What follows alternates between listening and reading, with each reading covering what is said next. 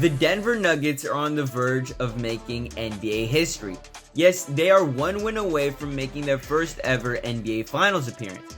And that's kinda wild to think about, considering how this team has been around since the 1960s, back when they were called the Denver Rockets. Now, why is this team so successful, and why now? Well, I think a large part of that success isn't thanks to their two best players, Jamal Murray and Nikola Jokic. Now, these two have been playing together for the past 5 or 6 years now, ever since Murray entered the league back in 2017. Now, these guys have made a few playoff runs, nothing too crazy. I mean, there was that one run back in 2020 where they took on the Los Angeles Lakers, but they kind of got bullied, beat in 5 games, lost in the Western Conference Finals.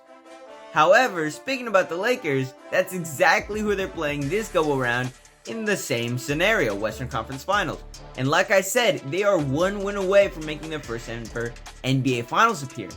Now, that's because they've taken care of business, winning the first 3 games versus Los Angeles, the first 2 being at home, and the last one in LA, handing LA their first ever home playoff loss in this year's run. Now, that shouldn't be too surprising, considering the fact that the Nuggets do have 2-time MVP Nikola Jokic. Now, I'm not going to sit up here and switch on my take. Earlier in the year, I did make an entire video talking about why I think Embiid should win the MVP, and I still think that, and it ended up happening. But it just kind of sucks that the MVP always seems to struggle in the playoffs. I mean, Jokic, the 2 years before won MVP, kind of sucked in the playoffs. And then when Giannis was winning MVPs, he didn't win championships. Harden didn't win a championship. Westbrook didn't win a championship. I mean, I don't know if Curry won his MVP the year that he won a championship, but what I do know is MVPs tend to struggle in the playoffs. And, at least Jokic is coming in here and showing those critics that he deserved to win the 2 that he had won previously.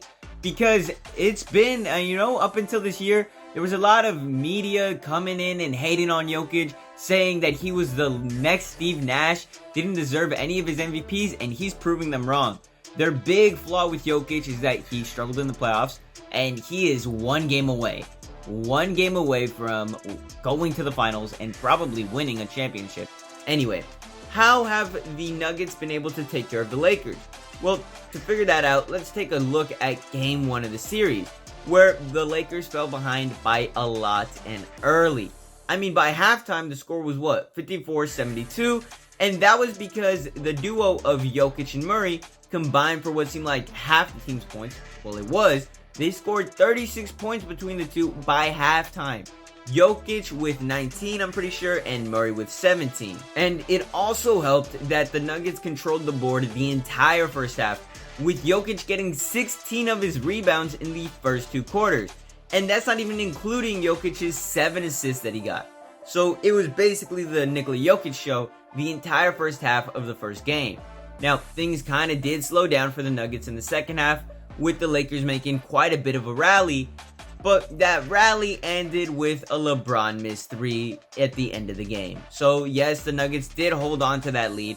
They did kind of lose most of it, but they came away with the win, and that's what matters. I mean, just ask Coach Michael Malone. Anyway, if it wasn't clear already, the Nuggets won this game because they controlled the boards. Sure, LA has Anthony Davis, but Anthony Davis was no match for 2-time MVP Nikola Jokic. I mean, come on, he won 2 MVPs for a reason now. And since we're talking numbers here, how about we slow down this video and give you guys a break so that you have time to subscribe, because 99% of you aren't subscribed, so do that now.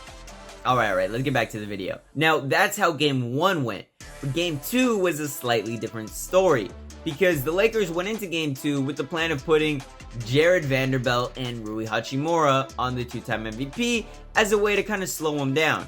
And they kind of did compared to last game, if you consider 23 points, 17 rebounds, and 12 assists, slowing down Jokic.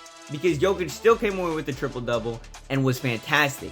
But he wasn't even the best player for the Nuggets in Game 2. That would have to go to Jamal Murray, who dropped 37 points, got 10 rebounds of his own, 5 assists, and that's not even including his 4 steals. Yes, while Jokic was locked down in a sense, Jamal Murray just picked up the slack offensively and scored 37 points, his second 30-point game of the series, and we're only 2 games into the series. So the Nuggets absolutely cooked them in a whole new way. Now that brings us to Game 3 in Staples Center. You see, it was pretty back and forth for the first half, I would say. In fact, it was only a 3-point game at halftime.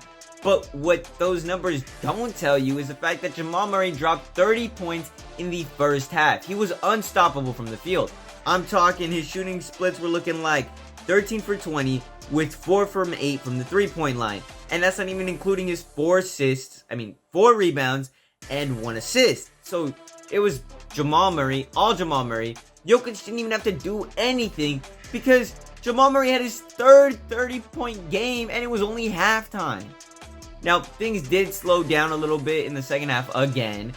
LA picked up the slack. It was still a 2-point game going into the fourth quarter, but that's where things changed because the Nuggets really clutched up in the fourth quarter and they closed out.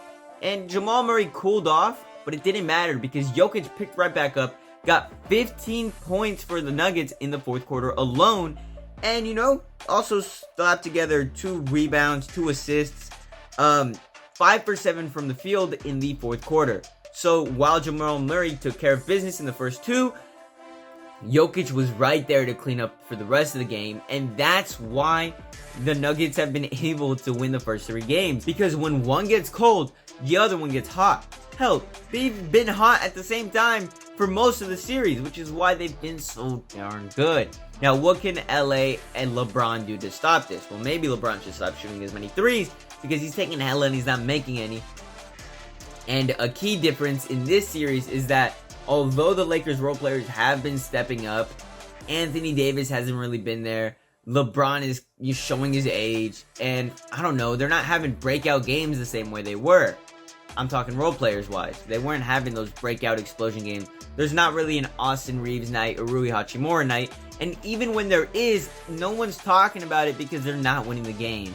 They keep falling short, especially in this last game where they held it. They ran one with the Nuggets up until the fourth quarter, and then they just lost all their momentum. So it's really looking like Nuggets in 4. Now, as a Lakers fan myself, I'm hoping that's not the case. I'm hoping LeBron, Austin Reeves, Hachimura, Vanderbilt, D'Lo, they all push through, pull through, win in 7. But as an NBA fan, it's probably not going to happen. I mean, hell, even if the Nuggets do make it to the finals, I want to see Jimmy Butler win it. A Jimmy Butler ring would be so cool. But that's it for the video. Jokic has been amazing. Murray's been amazing. Aaron Gordon's play well. That's pretty much the Nuggets for you. Catch y'all later. Much love. Deuces.